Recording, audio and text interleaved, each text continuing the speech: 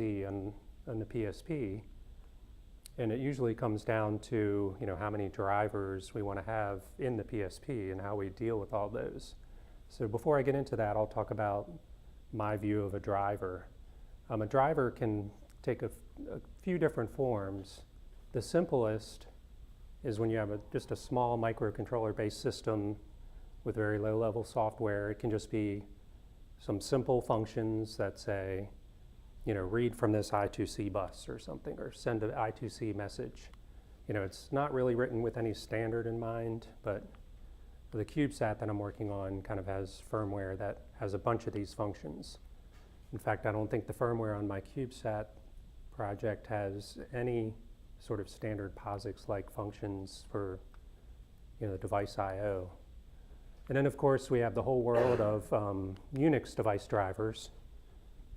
And in the Unix world, POSIX kernel, the drivers are in kernel space, and the user code interacts through a standard open-close, read-write, I/O control API. And it makes a nice, clean interface, but we don't always have the ability to have that sort of model.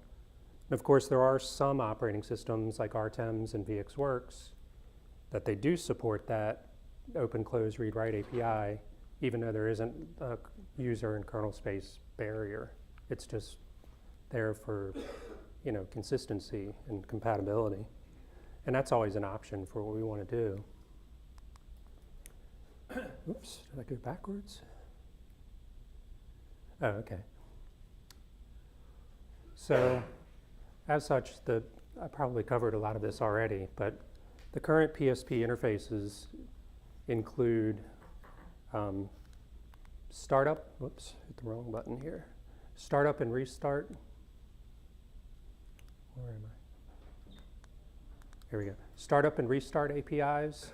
So we need to define how we start the CFE and how we restart the board if the CFE wants or needs to have an exception-based reset. How do we log exceptions, things like that. We have memory access APIs.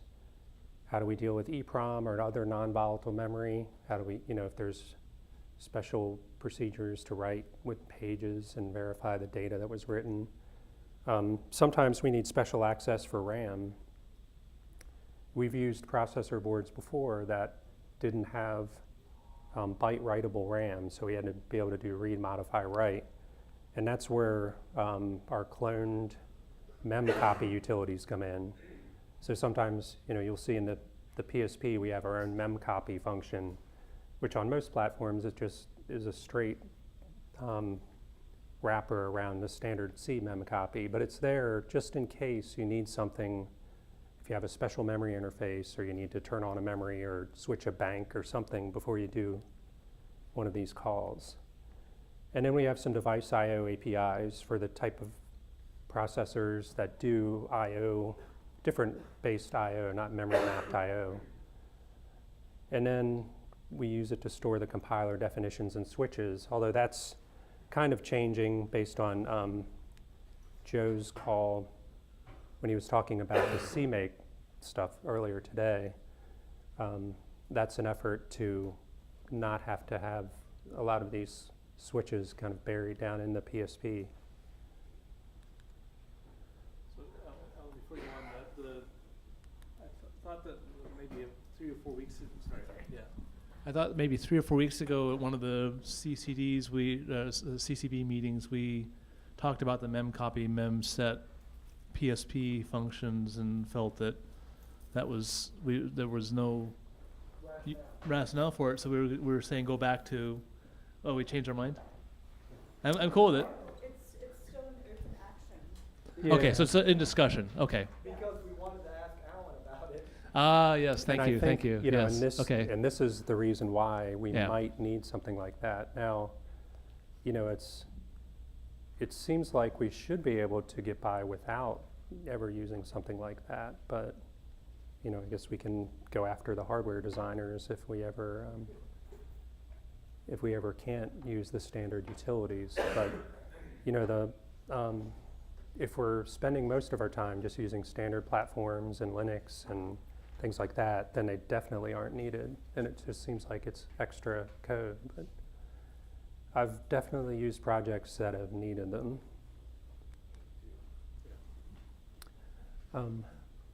Okay, so when we talk about adding new device support and abstracting new hardware for the PSP and for the CFE and CFS in general, one of the problems, at least in my mind, that I keep thinking about is, how can we keep expanding the APIs for the PSP and be able to possibly support it all? It's like, for example, do we want Bob's Super GPS and gyro module in the PSP API if only one user with one board is ever going to use it? We just can't have, like say, okay, now every PSP we have is going to be ported to support this new interface if nobody's ever going to use it, and all the implementations other than one are just kind of like stubbed out or not used. So we have to kind of figure out a smart way to allow the abstraction to grow but still be able to manage it. Part of it is a management problem and a resource problem. Ideally we would just have the PSP grow to support all the hardware we would ever need, but we have to maintain it and we have to have a lab that we can test all this stuff too. So there's a couple of options that I thought of, and one of them I used on the CubeSat that I'm working on now, a CFS mission-based hardware library. We also use that on our MMS mission. And another is the development of a PSP device plugin model, or probably what would work the best is just a hybrid model where we could use either one of these. Talking about a mission hardware library, the CubeSat I'm working on, it uses a very small COTS CubeSat board, this CommSpace NanoMind, and it's running FreeRTOS. And we wrote a minimal PSP for it and just a real basic OSAL port. And all of the mission hardware is abstracted through our mission hardware library. A lot of the functionality that CommSpace delivered with the board is in their firmware. So we have a bunch of I2C functions, SPI, they support the UARTs, and they use DMA and interrupts and everything. So it's really nice what they provided, and it's all integrated with the OS.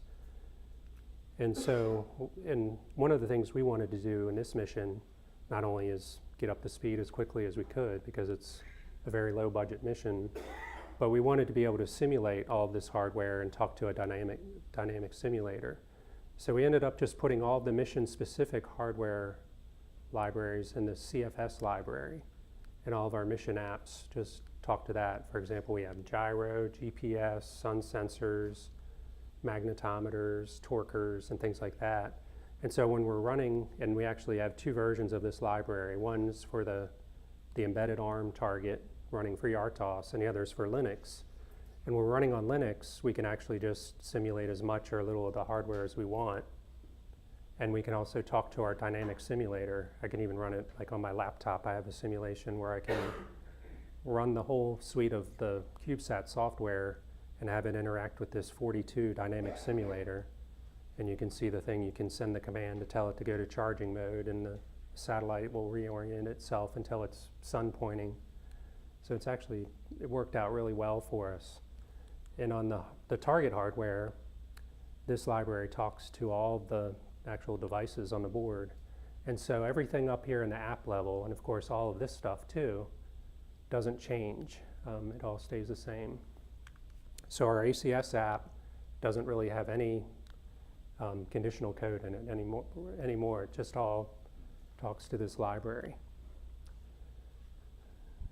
And so that's one option. And I guess probably not going to read all this because I said most of it. I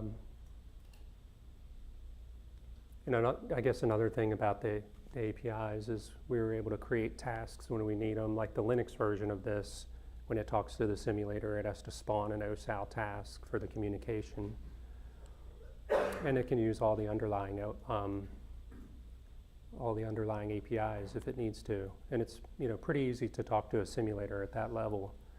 The cons are that model kind of breaks our layering by having hardware-specific code at the app layer.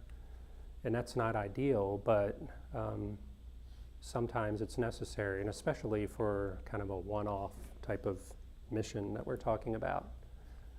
And we also have to have an implementation for each platform in OS. Like in our project, we have one for the NanoMind running FreeRTOS and one for Linux running on a PC or Raspberry Pi or whatever. I already talked about that. And so another idea, which this doesn't actually exist, at least at Goddard, I'm not sure if anybody else has worked on this, but the idea of creating PSP plugins for devices. And so here we would have a model where you could create a plugin that could, we would have to create some sort of API to install and query the plugin interface so that we could add a new driver if we need to. And we could create some sort of generic device API to be able to do this. And that way, a mission could add as many plugins as they need for devices without really placing the burden on the PSP itself in the project. The PSP continues to be as small and generic as possible, and thus easier to maintain and distribute to a wider number of users. And the users could write plugins as needed, and of course plugins would hopefully be compatible for different platforms. Again, I probably said most of that. And then we could have a hybrid approach too, which I think makes sense, where some of the lower level devices we might want to create a plugin and platform support package. But I also think it makes a lot of sense to be able to put mission specific hardware access functions in a CFS library. You know, ideally we would abstract everything, but I think just from a resource point of view and being able to debug and port, it just makes sense. It just makes things easier. And so with this hybrid approach, you know, we could use PSP device plugins. We could use the CFS mission hardware libraries. And I think we could also include some specific libraries that, you know, we might start factoring out some of the common code, like common sensor libraries. As I'm starting to work with this CubeSat that I've been working on, been trying to isolate some of these interfaces, like for GPS and gyro data and accelerometer data and things like that. And I think it makes sense of, you know, I work a lot with these little Raspberry Pis and Arduinos, and I'm starting to see some of the open source libraries available for them, and I think it makes sense to have some sort of common sensor library. And I was even thinking about some sort of sensor bus architecture that could plug into the whole CFE architecture, where we could subscribe to sensor data from different sources and have you know, sensors coming from simulators, coming from an Arduino with the sensor connected to it over the network, or just coming from an actual device on a board. And that way, you know, it could be very flexible about bringing up new hardware and testing it for a mission.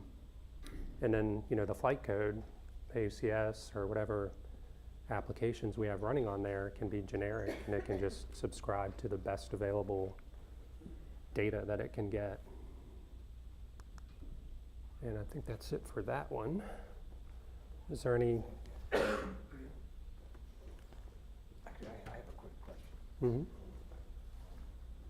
And it's kind of for you and the group, if anybody's, I mean, and actually you might have worked, Jonathan might have worked at, pointing at Jonathan.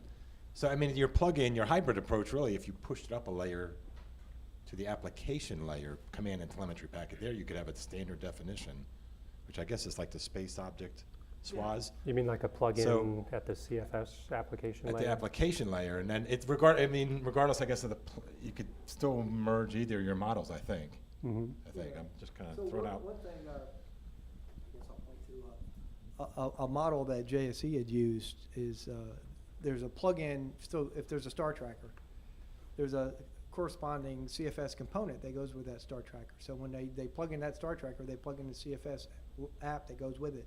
Idea for that given piece of hardware, there's only, you only have to develop the software once. Okay. Well, so that's almost true. Almost, right. It's almost true, except that let's say, I know the example you're talking about, sorry. Like, so the example I can give, you're absolutely right. When we do an app, we have like 10, 15 mission apps, every sensor has an app. And that works, except when you go between operating systems, like VxWorks, you have to do a memory map to whatever card to get to the data. And if you do Linux, then we do an if-def to get to whatever, or an if-def to get to the sim, which is okay. We sort of managed it with if-defs in those apps. Mhm. And that worked fine. I'm not going to complain about it. CCSDS has your solution. Okay, so, but I like that. I think the apps work well. The thing is, and so if somebody else has that same IMU, you can give them that app, and I think it would be very little changes if they had a different platform, is the point. Because it does talk everything that that device knows. And that's at the on the software bus. And it's, So yeah, as so opposed one to- end of it, it's on the software bus, the other end, it talks directly to the hardware. Yeah, so I want to Okay. Yeah. So- Yeah. go up a couple slides. Yeah, that one will work. This one? The one with the green stuff. So what CCSDS has is those plugins, like there's a packet service Here. and a memory access service that are common interfaces. Because underneath, they're all like attached somehow. There's some underlying, either 5053, there's SpaceWire, there's direct memory. So you put your changes in at that layer, your memory access service or your packet service, and the apps at the top talk those services. Mhm. So there is across the top there, just below the app bubbles, there's an abstraction. Okay. It's sort of like your POSIX kind of abstraction. There's a send, there's a receive, or whatever. Mhm. So I think that's sort of your hybrid. You still have to write, some special I2C driver if that's what your hardware has. But the apps don't need to know that. All they knew, I got to send a packet or I got to do memory access, kind of thing. Okay. So there are, though not the only group I know that's implemented that are the Chinese, Mhm. which is, and they all thought this was the greatest thing ever. So it does work. Yeah, so I think for example, I was thinking about creating this sensor bus library that could plug in all these nice little open source or common sensors and be able to simulate them as well. Maybe that would be the type of interface we would want to use rather than just making something up, having a service based on that standard. So, real quick, guys, now looking at real time for SPN, I'm thinking there may be some commonality in issues in implementing sensor applications and interactions and devices that we may want to come up with some general model for, because the SPN, every network connection is basically a sensor, or transmitter receiver, but we're, I'm going to run into those real-time issues that may apply in this environment as well that maybe we should be all thinking about. Okay, yeah, that's great. So join Alan's PSP group.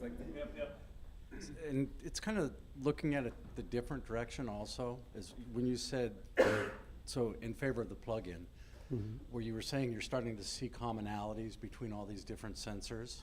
Mhm. If you can somehow classify them, and it's still something I haven't been able to do, this is in the C++ world, these are the base class methods Right. for an actuator or something. Once you do that, it's the one thing you haven't mentioned is what if I've got an architecture, but all of a sudden I want to go to a different sensor? Mhm. So it's not even a different mission. I just want to pull this sensor out and I want to put a new one in. If you've built to that common API, then all you have to do is replace that driver Right. and none of the stuff above it. And so that's why the plugins work well. So that's one of the things S-Tech has done, the European Space Agency Technology Center is done with the EDS. And so they actually auto-generate those device interfaces from an EDS kind of thing. And so they're solving it in a different way. So they don't even worry that there's an abstraction there. They just auto-generate it for Mhm. that new sensor or that new device. But having, the concept of having some abstraction there that you can auto-generate to, or your framework is important. So Yeah, what we yeah. were saying when we were talking about it at lunch, you need something to, some defined abstraction to be able to generate code to. In this case, it'd be the CFS abstraction or whatever you end up calling it. Yeah, so it sounds like there's a common theme here, and it's, you know, and it, May I comment on that? s- Yes. Mrs. Schwartz is actually here, I can sort of argue for UK Space Agency. Thank you for bringing that in, however. It's correct that we auto-generate, that the plan is that we should auto-generate the drivers based on EDS. However, it fits into an overall architecture, which is not really visible here. So that's why you come up, I can see that you have different approaches, but because you don't have an overall, what we call an overall avionics architecture, so where your different application fits in. So I mean, I can ask the question, how does this architecture manage a sort of FDIR? So how can you actually switch between different sensors? Where is that decision coming in? Where do we have the AUCS, the control loops? How do you actually manage the frequency of the readout of the sensors? So that's the overlaying avionics architecture that the drivers fits into. So yes, Okay. we have a solution, but the solution is supported by an architecture. okay. So I think, like some of the points I was trying to get across are, you know, it just sounds like there's a lot of common themes for being able to manage the growth in the PSPs and being able to figure out how to deal with new mission hardware and sensors and things like that and new libraries. So I think it's obvious that we probably need to form some sort of working group to get this stuff together in a manner that makes sense and, you know, is reusable as much for everybody. You know, we want to promote as much reuse as possible, and from our perspective, we want to make this work on the smallest CubeSats up to the bigger missions. And I guess another thing that I didn't mention, it was in the agenda, I guess, was also in the PSP, I think we definitely need some additions to just what we have now. It would be nice if we had more of a porting guide and supporting documentation for the PSPs and a test suite. It'd be nice if we could, you know, once you follow the porting guide and port a new PSP to your platform, that you could actually run the verification suite and know that it's working and will support the CFS.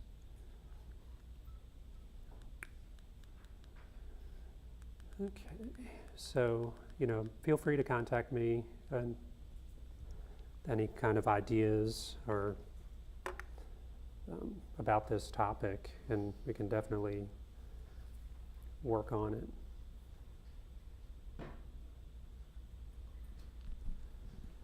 See, so next I was going to talk about, you know, once we're in the